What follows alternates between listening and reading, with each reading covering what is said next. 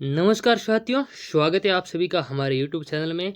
तो आज हम बात करने वाले हैं राजस्थान पशु परिसर भर्ती 2024 के बारे में।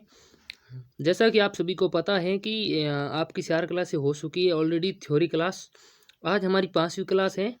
तो हमने पिछली 4 क्लासों के अंदर जो पढ़ा था उसका हमने MCQ सीरीज़ भी शुरू कर दी है। उसमें 3 क्लासें हो चुकी हमारी MCQs की।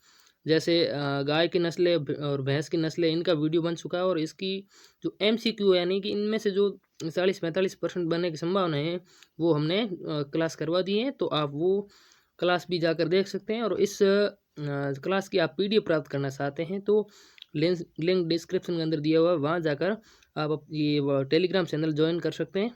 वहाँ आपको आप PDF मिल जाएगी। और जो टेस्ट देना चाहते हैं तो आप टेलीग्राम पर भी ज्वाइन कर सकते हैं, वहाँ टेस्ट भी मिलेगा आपको। तो 2 लाइन में पशु परिसर वालों के लिए कहना चाहूँगा कि जब नाव जल में छोड़ दी तूफानों में ही मोड़ दी, दे दी सुनौती सिंधु को, फिर धार क्या मझधार क्या। जब नाव जल में छोड़ दी तूफान में ही मोड़ दी, दे दी सुनौती सिंधु को, फिर धार क्या मझधार क्या। तो शुरू करते हैं हमारी क्लास। अगर वीडियो पसंद आए तो वीडियो को लाइक और चैनल को सब्सक्राइब कर लीजिएगा, ताकि फ्यूचर में आपको इसका नोटिफिकेशन आपको मिलता रहे। तो शुरू करते हैं। भेड़ की प्रमुख नस्लें। विश्व में भेड़ की कुल कितनी प्रकार की नस्लें, ऐसा सीधा क्वेश्चन भी आपको पूछ सकता है। तो विश्व में भेड़ की 200 प्रकार की नस्लें पाई जाती हैं। और भारत में अगर भेड़ों की बात करें तो वो है 40। और राजस्थान में भेड़ों की नस्लों की बात करें तो वो है 8। तो अगर पूरे विश्व के अंदर पूछे तो आपको 200 बतानी है। 200 नस्लें पाई जाती हैं विश्व के अंदर। अगर भारत के अंदर पूछे तो वो कितनी बतानी है आपको, 40 नस्लें। अगर राजस्थान की पूछे तो वो बतानी है आपको 8 नस्लें। तो भेड़ की कुल कितनी नस्लें पाई जाती राजस्थान के अंदर, तो आपको 8 बताना है, ठीक है। अब हम बात करें भेड़ों की नस्लों के बारे में। तो मारवाड़ी नस्ल, इसका उत्पत्ति स्थान, सीधी सी बात है कि मारवाड़ी है तो इसका उत्पत्ति स्थान मारवाड़ी होगा। पाली, जोधपुर ग्रामीण, नागौर, डीडवाना कुसामन, सिरोही, अजमेर, भीलवाड़ा, यहाँ पर ये मारवाड़ी भेड़ पाई जाती हैं। और इसकी जो विशेषताओं की बात करें तो विशेषता है इसकी सुगठित शरीर, कद मध्यम, कान छोटे, पूंछ छोटी, यानी कि एक शरीर एकदम मजबूत होता है। और ये फुर्तीला, लंबा सफर तय करने वाली होती है।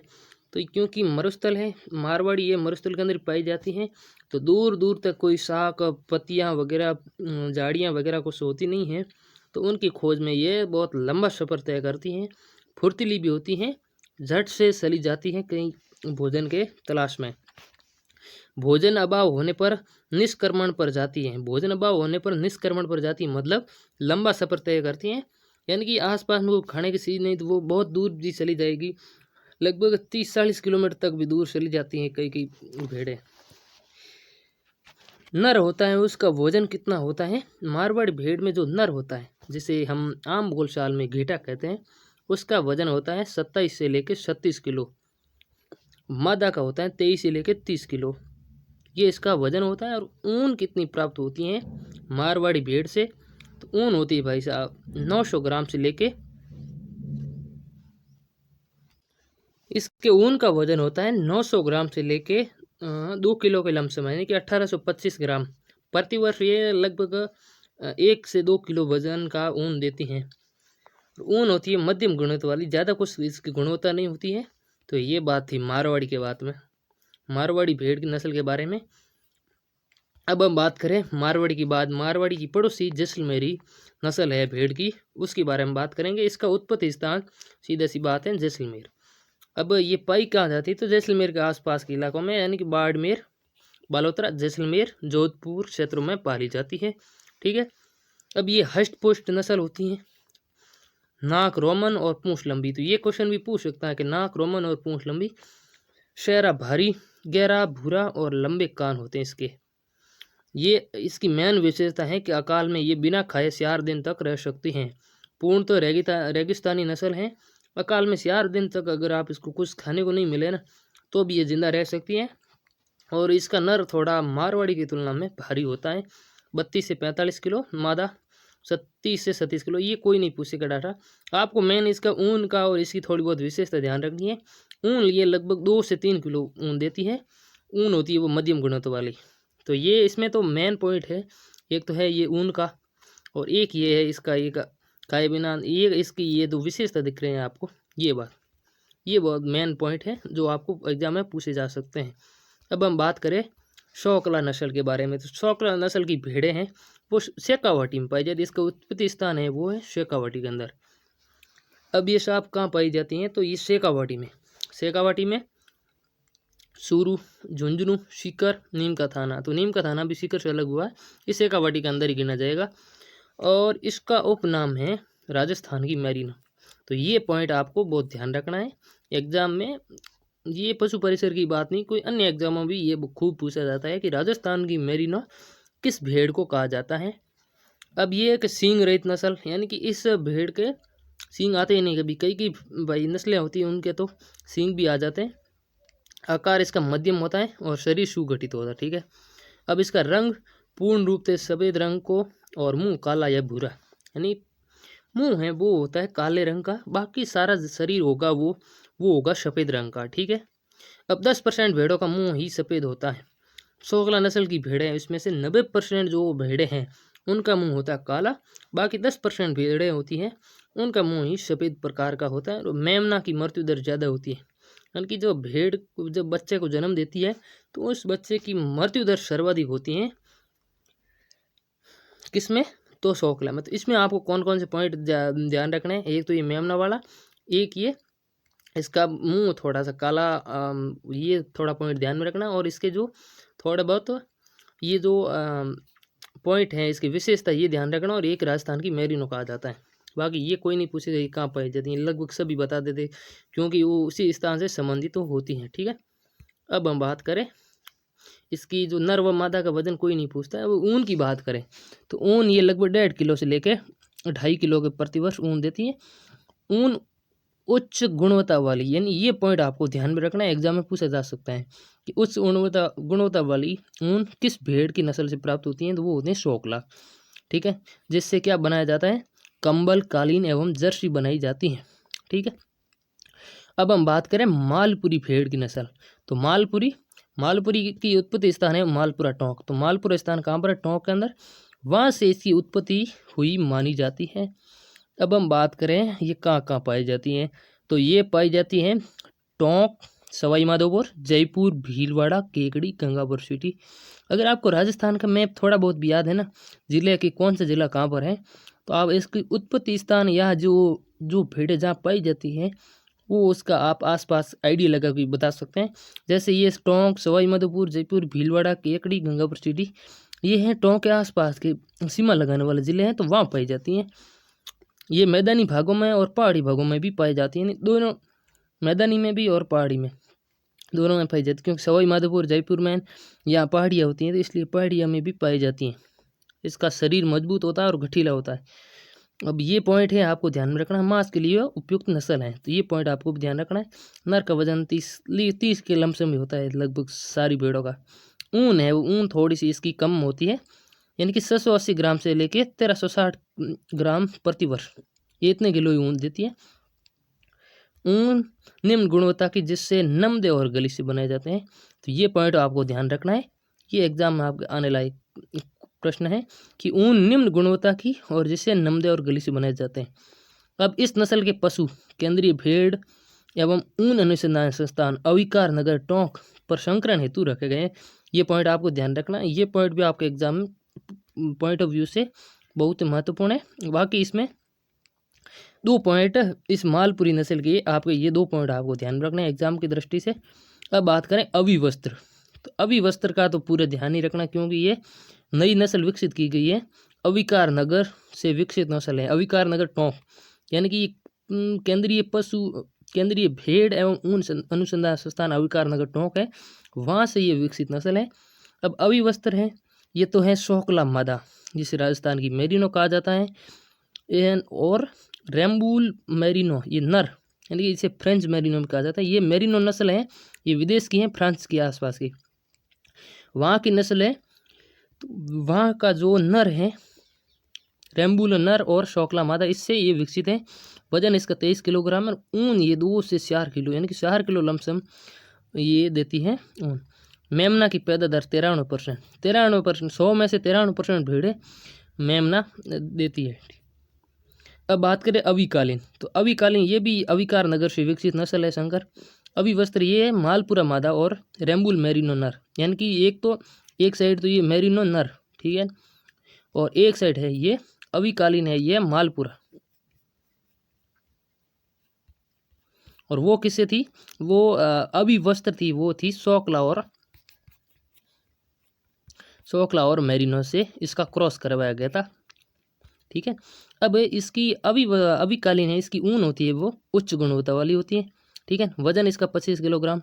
ऊन है वो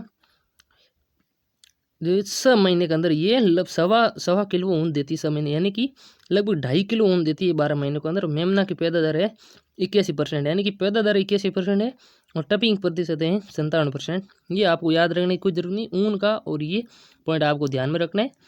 मेमना की पैदा दर मतलब ये 81% इसके मेमने जीवित रह पाते हैं, इसका ये मतलब है।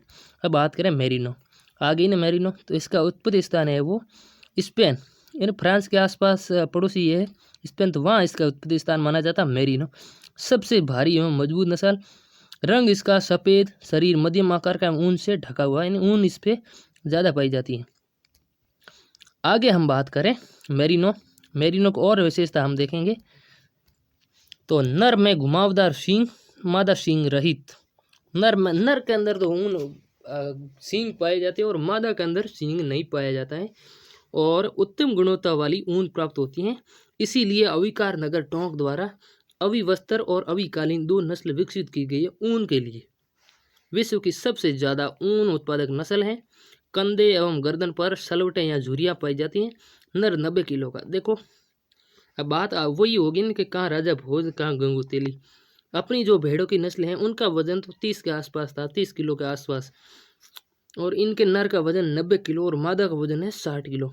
अपनी भेड़ें मुश्किल से 20 से 25 किलो की होती है और इनकी 60 किलो की। ऊन ये देती 5 से 9 किलोग्राम प्रति वर्ष, यानी कि 9 किलो के आसपास ऊन देती है, और अपनी भेड़ें देती 1 किलो। तो ये बहुत फर्क है ना इसी दोनों के अंदर। जैसे अपनी बात करें, जैसलमेरी की बात करें या मारवाड़ की बात करें, तो इनकी तुलना करें तो ये बहुत सारे फर्क आपको देखने को मिलेंगे, ठीक है। अब बात करें, अब हमारी नस्ल आ गई कराकुल। तो कराकुल, इससे पहले मैं आपको एक कुछ मोटिवेशन बात बता देता हूँ कि कह दो मृत्यु को वरदान ही, मरना लिया जब ठान ही, जब आ गए रणभूमि में, फिर जीत क्या फिर हार क्या, फिर जीत क्या फिर हार क्या। यानी कि कह दो मृत्यु को वरदान ही, मरना लिया जब ठान ही, जब आ गए रणभूमि में, फिर जीत क्या फिर हार क्या। तो ये पशु परिसर बेस्ट अपॉर्चुनिटी है आपके लिए, क्योंकि सीटी के अंदर आप सीटी को आपने हल्के में ले लिया था तो आप उसको एग्ज़ाम को बढ़िया नहीं कर पाए थे। तो ये सीटी के बाहर ये बहुत शानदार भर्ती है, और इसमें ज़्यादा सिलेबस भी लंबा चौड़ा नहीं इतना, और ज़्यादा इतना कोई जैसे इंग्लिश वगैरह वो भी नहीं है। तो ये थोड़ी मैथ है, मैथ की प्रॉब्लम है, बाकी आप इसको आसानी से याद कर सकते हैं। यानी कि रटाफिकेशन वाला सारा सब्जेक्ट है बाकी वाला। तब हम बात करें कराकुल की, कराकुल नस्ल की बात करें तो इसका उत्पत्ति स्थान है वो मध्य एशिया एवं ईरान है, ठीक है। इसमें जो नर में सींग होता है और मादा सींग रही। तो अभी हमने देखा पहले जो मेरिनो थी भेड़, उसमें नर में भी सींग थे और मादा में सींग नहीं थे, ठीक है। मांस के लिए उपयुक्त नस्ल है, पेल्ट के लिए पाली जाती है, मांस के लिए पाई जाती है ये कराकुल। तो ये बात भी आपको ध्यान में रखनी है, नर और मादा ये दोनों सेम ही। पेल्ट, तो अब पेल्ट क्या होता है कि मेमनों को कुछ दिनों की उम्र में मारकर उनसे घुंघराले बालों वाली खाल प्राप्त होती है।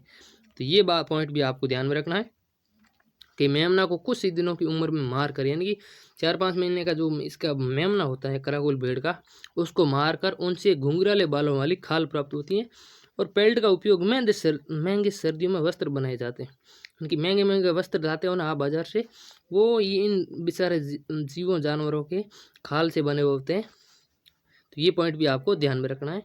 अब हम भेड़ के बारे में महत्वपूर्ण पॉइंट के बारे में बात करेंगे। अब ये पॉइंट पूरे होंगे ना जैसे ही, तो अब इस टॉपिक से जितने भी क्वेश्चन बन रहे हैं उन क्वेश्चनों के बारे में भी हम चर्चा करेंगे। तो आप वीडियो को पूरा देखना, तभी आपको मज़ा आएगा कि इस टॉपिक से किस प्रकार के प्रश्न बन रहे हैं और हमको कितने याद हुए, ये बात भी आपको ध्यान में रखनी है। और इस क्लास को अगर आप रिविजन के तौर पर ले रहे हैं तो आप इसको 2 की स्पीड में करके भी देख सकते हैं, आपका फ़ायदा हो जाएगा। क्योंकि आप अगर कहीं रास्ते में चल रहे हैं या कोई भी काम कर रहे हैं जिससे पढ़ाई नहीं कर सकते साथ में, तो ईयरफोन लगा के भी इस क्लास को 2 की स्पीड में करके भी देख सकते हैं। तो आपके ज़रूर कुछ न कुछ पल्ले तो पड़ेगा ही, कोई ना कोई पॉइंट तो आपको याद होगा ही होगा जो एग्ज़ाम की दृष्टि से महत्वपूर्ण होगा।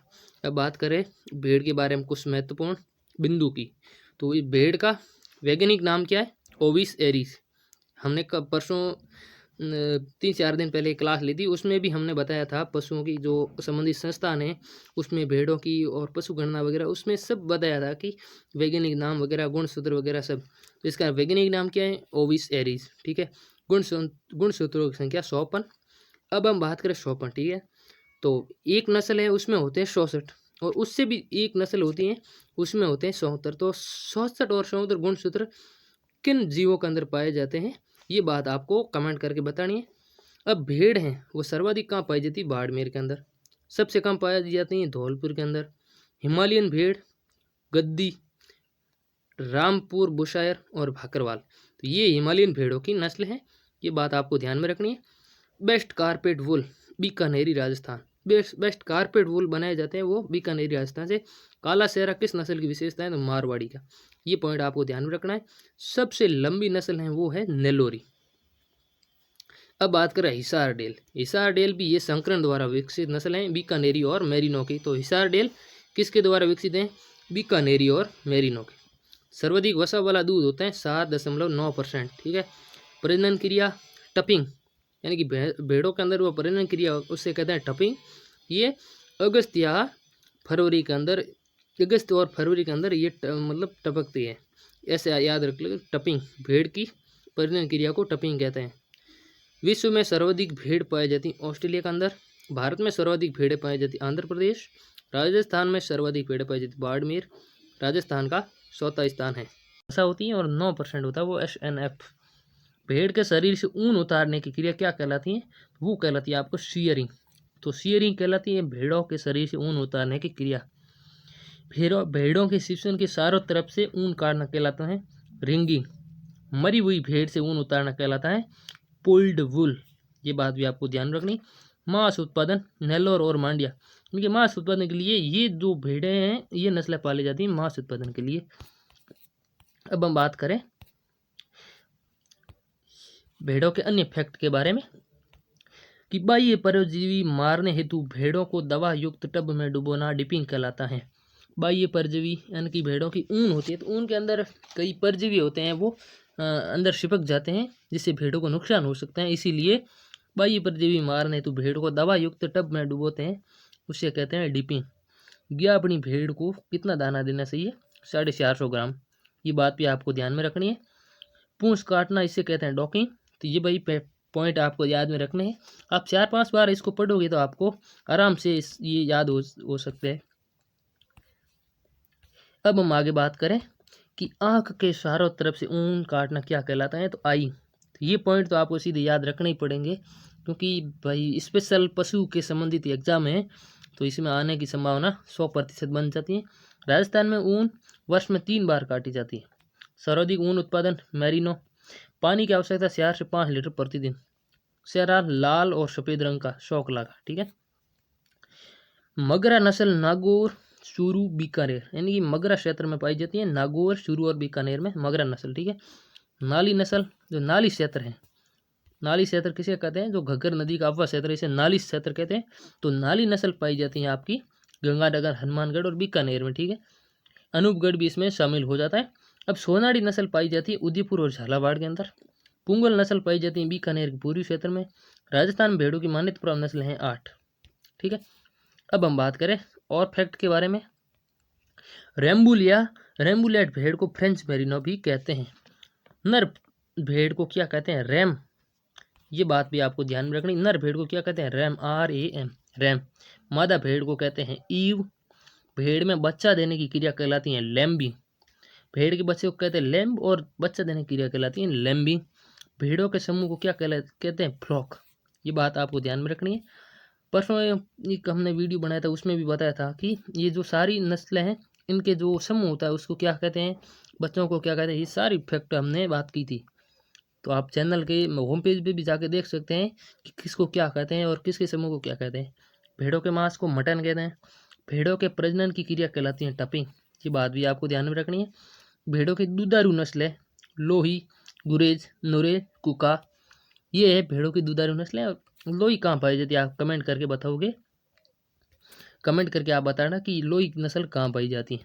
भेड़ की मांस वाली नस्लें वो हैं आपकी छोटा नागपुरी, शाहबादी, मांड्या, हिसारडेल और हसन। कलोन विधि द्वारा तैयार प्रथम नस्ल है वो है डोली। वैज्ञानिक डॉक्टर इयान विलमोट के द्वारा ये विकसित है।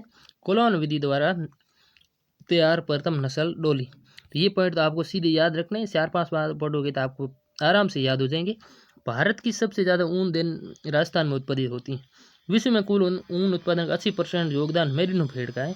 ये बात भी आपको याद में रखनी है, क्योंकि 8 से 9 किलो ऊन देती है मेरिनो भेड़, तो इसका ऊन उत्पादन सबसे ज़्यादा हो गई, ये तो स्वाभाविक बात है। ठीक है, अब हम बात करें भेड़ों में प्रजनन ऋतु पर आधारित होता है, यानी कि ऋतु आने पर ये फल देती है, ये बात वो हो गई। तो भेड़ों में प्रजनन ऋतु पर आधारित होता है। भेड़ का गर्भकाल होता है 145 दिन के आसपास। भेड़ एक पॉलिएस्टर प्रकार का पशु, यानी कि ऊन है, इसे पॉलिएस्टर प्रकार के जो कपड़े वगैरह गलीचे और नमदे बनाए जाते हैं। अब बात करें भेड़ों में डॉकिंग की क्रिया। डॉकिंग किसे कहते हैं, पूंछ काटना। तो इसकी उपयुक्त उम्र है 7 से 14 दिन। ठीक है, भेड़ों में डॉकिंग की क्रिया है, उपयुक्त उम्र है, यानी कि 7 दिन का बछड़ा हो जाता है भेड़ का, तो उसे कहते हैं डॉकिंग, मतलब उसकी पूंछ काट देते हैं तो उसे कहते हैं डॉकिंग। तो भेड़ों में डॉकिंग क्रिया 7 से 14 दिन के मध्य। ठीक है, अब हम बात करें मारवाड़ी भेड़ की नस्ल से प्राप्त ऊन को यूरोपीय देशों में जोरिया कहते हैं। ठीक है, तो अब ये पॉइंट भी इम्पोर्टेंट बन जाता है कि मारवाड़ी भेड़ की नस्ल से प्राप्त ऊन को क्या कहते हैं यूरोपीय देशों के अंदर, वो कहते हैं जोरिया। ठीक है, आगे हम बात करें जो ये नाली नस्ल है, इसके कान होते हैं पतिनुमा, और बंदियाकृत मेमने के मांस को कहते हैं वीडर, यानी कि जो नसबंदी होती है भेड़ों के अंदर, तो बंदियाकृत मेमने के मांस को क्या कहते हैं वीडर। की बात भी आपको ध्यान में रखनी है। आगे हम बात करें, आगे हमारा टॉपिक है, आगे हम बात करें कि भारत में भेड़ों को 4 भागों में बांटा गया। तो क्षेत्र क्षेत्र देख लेते पहले। उत्तरी समशीतोष्ण कटिबंधीय क्षेत्र। तो उत्तरी समशीतोष्ण कटिबंधीय क्षेत्र है, यह कश्मीर से उत्तरांचल की,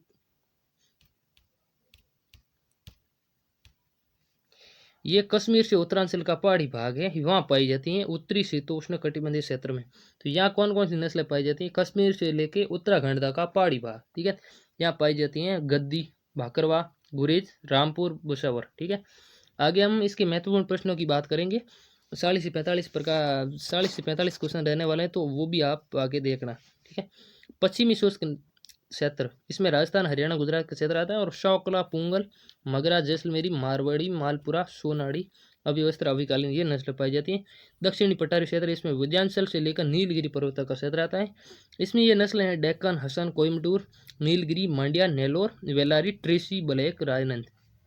पूर्वी क्षेत्र की नस्लें बिहार, छोटा नागपुरी और शाहबादी, ये नस्लें हैं, ये हैं भेड़ की नस्लें। ये वर्गवार है, यानी क्षेत्र कौन से क्षेत्र में, यानी उत्तरी क्षेत्र में, दक्षिणी, पूर्वी, पश्चिमी, इस हिसाब से बांट दी, ये भेड़ की नस्लें हैं। ठीक है, अब हम बात करें अभ्यास प्रश्नोत्तरी। तो आगे अपने कि अपने जो टॉपिक बढ़ा था इसमें से कौन कौन से या किस किस प्रकार के क्वेश्चन बन सकते हैं। तो अब आते हैं कि परजीवियों का म्यूजियम कहलाती हैं गाय, भैंस, भेड़, बकरी। तो परजीवियों का म्यूजियम किसे कहते हैं, स्वाभाविक सी बात है कि भेड़ के अंदर ऊन पाई जाती हैं, तो इससे ही परजीवियों का म्यूजियम कहेंगे। तो 3 नंबर ऑप्शन आपका सही हो जाएगा भेड़। ठीक है, तो निम्न में से किसे दूध में सर्वाधिक बांस पाई जाती है। तो दूध में सर्वाधिक बांस किस में पाई जाती है, तो वो पाई जाती है आपकी भेड़ के अंदर।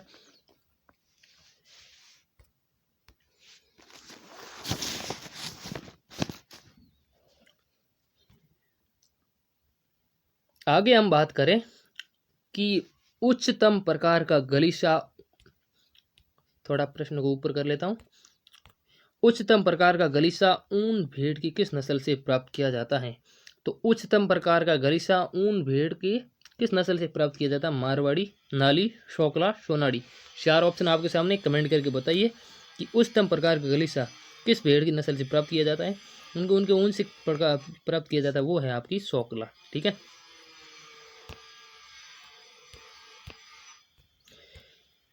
आगे हम बात करें कि 2 भागों में बटा हुआ खुर किसका होता है? तो जेबरा, भीड़, घोड़ा, हाथी। तो स्वाभाविक सी बात है, हम भेड़ों के बारे में पढ़ रहे हैं, तो 2 नंबर ऑप्शन आपका सही हो जाएगा, भेड़। भेड़ का खुर है वो 2 भागों में बटा होता है। भेड़ की किस नस्ल से जोर या ऊन प्राप्त होती है? तो भेड़ की किस नस्ल से जोर या ऊन प्राप्त होती है? अभी हमने पढ़ा था कि भेड़ की किस नस्ल से जोर या ऊन प्राप्त होती है, थोड़ी देर पहले ही पढ़ा था। जल्दी से कमेंट करके बताइए कि भेड़ की किस नस्ल से जोर या ऊन प्राप्त होती है। तो 1 नंबर ऑप्शन आपका सही हो जाएगा, मारवाड़ी। ठीक है, मारवाड़ी भेड़ की नस्ल से जोर या ऊन प्राप्त होती है। ठीक है, उदयपुर यानी कि मेवाड़ क्षेत्र में पाई जाने वाली भेड़ की कौन सी नस्लें हैं? तो मगरा, सोनाड़ी, मालपुरा, शोकला। तो मगरा कहाँ पाई जाती है? नागौर, और नागौर के आसपास का क्षेत्र है, सूरू वगैरह वहाँ पर। सोनाड़ी कहाँ पाई जाती है? सोनाड़ी आप कमेंट करके बताएंगे। मालपुरा टोंक के अंदर, झालावाड़, जयपुर, सवाई माधोपुर वहाँ पे, और शोकला पाई जाती है बीकानेर के आसपास। ये बीकानेर के आसपास पाई जाती है शोकला। ठीक है, तो इसका आपका कौन सा ऑप्शन सही हो जाएगा? इसका आपका 2 नंबर ऑप्शन सही हो जाएगा, सोनाड़ी। तो इस क्वेश्चन का आपका 2 नंबर ऑप्शन सही हो जाएगा, उदयपुर के अंदर सोनाड़ी पाई जाती है। उदयपुर और झालावाड़ के अंदर हमने पढ़ा था। सर्वोत्तम ऊन उत्पादन नस्ल कौन सी है? तो शोकला, मेरिनो, हिसारडेल, मगरा। 4 ऑप्शन है आपके सामने। सर्वोत्तम ऊन उत्पादन नस्ल कौन सी है? जल्दी से कमेंट करके बताइए। तो इसका आपका 3 नंबर ऑप्शन सही हो जाएगा, मेरिनो। 9 किलो के लमसम ऊन देती है मेरिनो भेड़। आगे हम बात करें अगले क्वेश्चन के बारे में, भेड़ का वैज्ञानिक नाम।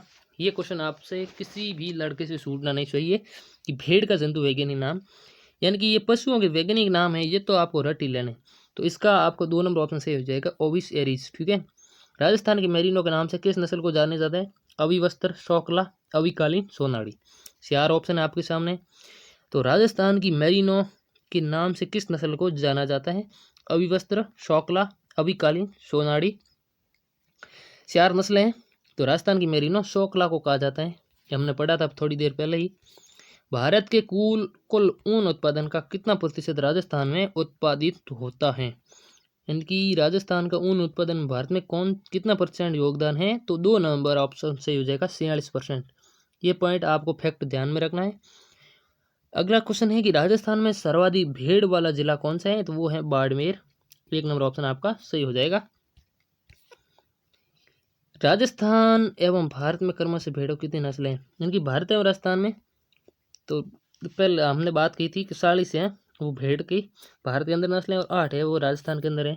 विश्व की बात की थी तो हमने 200 नस्लें थी, वो थी विश्व की। ठीक है, तो इसमें से आपका कौन सा ऑप्शन सही हो जाएगा? भारत में अंदर 40 और राजस्थान के अंदर 8। ठीक है, तो 1 नंबर ऑप्शन ही सही हो जाएगा। मारवाड़ी नस्ल का उद्गम स्थान है पाली, जोधपुर, नागौर, जयपुर, अलवर, भरतपुर और कोटा बारा। तो मारवाड़ी नस्ल तो मारवाड़ क्षेत्र में ही पाई जाएगी, पाली, जोधपुर और नागौर। 1 नंबर ऑप्शन आपका सही हो जाएगा।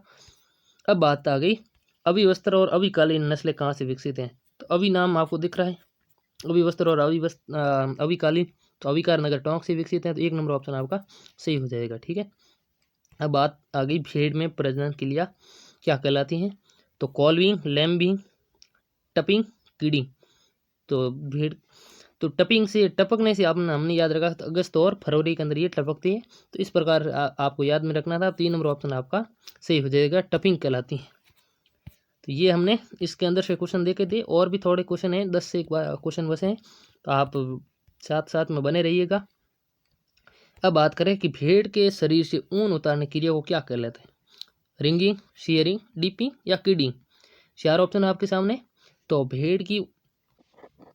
भेड़ के शरीर से ऊन उतारने की क्रिया को क्या कहते हैं? तो वो कहते हैं शेयरिंग। भेड़ में बच्चा देने की क्रिया क्या कहलाती है? लैम्बिंग। 2 नंबर ऑप्शन आपका सही हो जाएगा, लैम्ब। लैम्ब से आपको याद है, लैम्ब किसे कहते हैं? भेड़ के बच्चे को। तो लैम्ब से लैम्बिंग आप याद रखना, भेड़ में बच्चा देने की क्रिया क्या कहलाती है? लैम्बिंग। आप ऐसे रिलेट करके याद करने की कोशिश करना, तभी आपको याद होगा। अब नर भेड़ को क्या कहा जाता है? तो नर भेड़ को क्या कहा जाता है? रैम। और मादा भेड़ को क्या कहा जाता था? EWE, ईव। ठीक है ना, ये ऐसे याद रखना। और लैम्ब किसे कहा जाता है? ये तो कहा जाता था भेड़ के बच्चे को। बक किसे कहा जाता, जो बक किसे कहा जाता है, गोट, नर गोट होता है ना, उसे कहता है बक, ठीक है। मादा भेड़ को क्या कहा जाता है, मादा भेड़ को कहा जाता है ईव, 4 नंबर ऑप्शन सही हो जाएगा। भेड़ के मांस को क्या कहते हैं, मटन, चिकन, चेवन, बीफ। जल्दी से कमेंट करके बताइए, बीफ कहा जाता है गाय के मांस को, चिकन किसके मांस को कहा जाता है, सेवन किसके, मटन किसके मांस को कहा जाता है, कमेंट करो जल्दी। तो भेड़ के मांस को क्या कहते हैं, मटन, याद भी रखना। सेवन कहते हैं बकरी के मांस को, चिकन किसके मांस को कहते हैं, मुर्गी के मांस को चिकन कहते हैं। और निम्न में से भेड़ की त्रिकाजी नस्ल है, मारवाड़ी, सोनाड़ी, पुंगल, मेरिनो। तो केंद्रीय भेड़ एवं ऊन अनुसंधान क्षेत्र कहाँ पर है, अविकार नगर, टोंक, अभिवस्त्र, नाम देखा था आपने, अभिवस्त्र, अविकालीन, अभिवस्त्र और अविकालीन किन किन नस्लों से किन किन नस्लों के संकरण से तैयार की गई नस्ल है। तो अभिवस्त्र है वो है आपकी शोकला और मेरिनो से, ठीक है। और ये अविकालीन है वो है आपकी मालपुरी और शोकला से। तो आपने थोड़ा ध्यान गौर किया होगा क्लास के अंदर, तो आपको याद रह गया होगा। अब हम बात करें अगले क्वेश्चन की, 4-5 क्वेश्चन रहे हमारे। तो भेड़ की नस्ल जिसमें नर में सींग और मादा सींग रहित होती है, तो मारवाड़ी, मेरिनो, शोकला, सोनाड़ी। तो अपना आपने जो भी भेड़ देखी होगी उसके शायद तक सींग ही देखे होंगे, तो ये विदेशी नस्ल होगी, सीधी सी बात है। तो 2 नंबर ऑप्शन आपका सही हो जाएगा, मेरिनो। तो मेरिनो के अंदर, नर के अंदर तो सींग पाए जाते हैं, पर मादा होती है वो सींग रहित होती है, ठीक है। अब भेड़ का गर्भकाल कितने दिन का होता है, 114 दिन, 282 दिन। तो हमने पढ़ा कि 145 से लेके 150 के आसपास ही इसका गर्भकाल होता है, ठीक है। 310 दिन किस में होता है, भैंस के अंदर, 282 दिन गाय के अंदर, 117 दिन होता है वो होता है आपके किसमें, चूअर होता है ना, सुअर के अंदर होता है। तो वो 3 महीने के अंदर अपना वो बच्चे दे देता है।